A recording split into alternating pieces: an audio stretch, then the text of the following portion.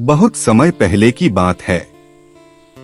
चंदनपुर नाम के एक शांत छोटे से गांव में 22 साल का एक मेहनती और सीधा सादा युवक रहता था, जिसका नाम शंकर था।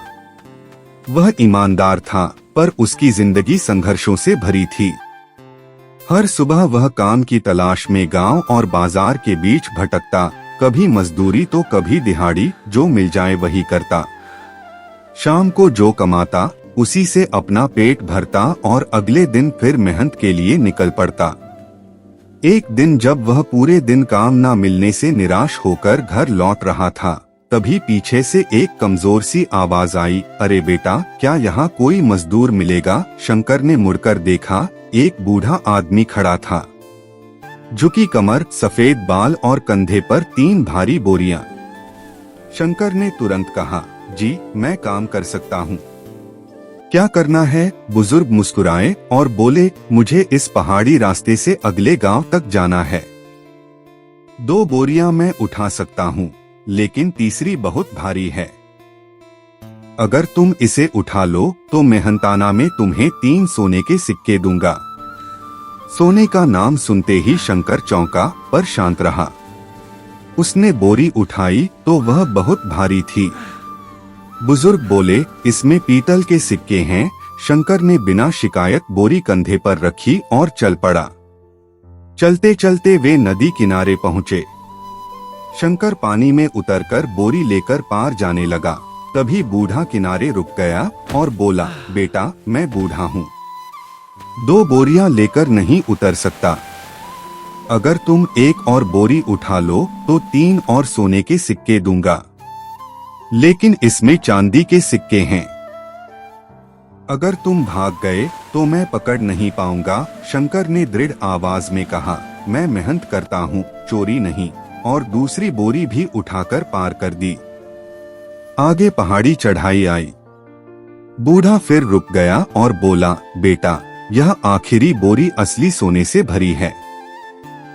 अगर तुम इसे भी ऊपर पहुंचा दो तो 3 और सोने के सिक्के दूंगा। शंकर ने तीसरी बोरी भी उठा ली, पर जैसे जैसे वह आगे बढ़ा, उसके मन में विचारों का तूफान उठने लगा।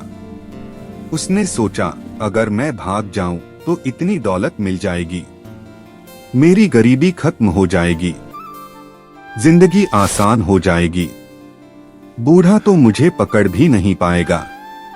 यही एक मौका है। सोचते सोचते उसका मन कमजोर पड़ गया और वह 3 बोरियां लेकर भागा और सीधे घर पहुंच गया।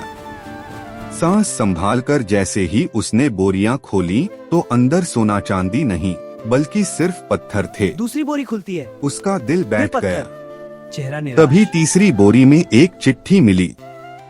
कांपते हाथों से उसने पढ़ा, मैं इस राज्य का राजा हूँ, मेरी कोई संतान नहीं, मैं एक सच्चे और ईमानदार इंसान की तलाश में था, जिसे अपना उत्तराधिकारी बना सकूं। अगर तुम मेरे साथ अंत तक चलते और लालच पर जीत पाते तो आज तुम्हारी किस्मत बदल जाती, लेकिन तुम्हारे विचारों ने तुम्हें हरा दिया। शंकर पत्थरों के बीच बैठ गया। उसकी आंखों से आंसू बहने लगे। उसे समझ आ गया कि इंसान की सबसे बड़ी जीत धन नहीं, बल्कि अपने विचारों पर नियंत्रण है।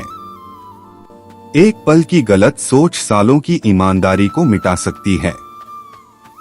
विचार बीज की तरह होते हैं, जैसा बीज बोओगे वैसा ही जीवन उगेगा। सकारात्मक सोच हमें ऊंचा उठाती है और लालच हमें गिरा देता है। शंकर ने उसी दिन संकल्प लिया कि वह अब अपने विचारों का पहरेदार बनेगा, क्योंकि भाग्य हाथों से नहीं, बल्कि सोच से बनता है। जीवन की सबसे बड़ी दौलत अवसर होते हैं, और अवसर केवल उन्हें मिलते हैं जो अपने मन को जीत लेते हैं। इसलिए हमेशा याद रखो, परिस्थितियां नहीं, बल्कि तुम्हारे विचार तुम्हारी दिशा तय करते हैं, और जो अपने मन को संभाल लेता है वही सच में जीवन को संभाल लेता है। मैंने लालच में आकर अपनी किस्मत खो दी। क्या तुम भी मेरी तरह बनोगे या सही रास्ता चुनोगे? नीचे कमेंट करके जरूर बताना।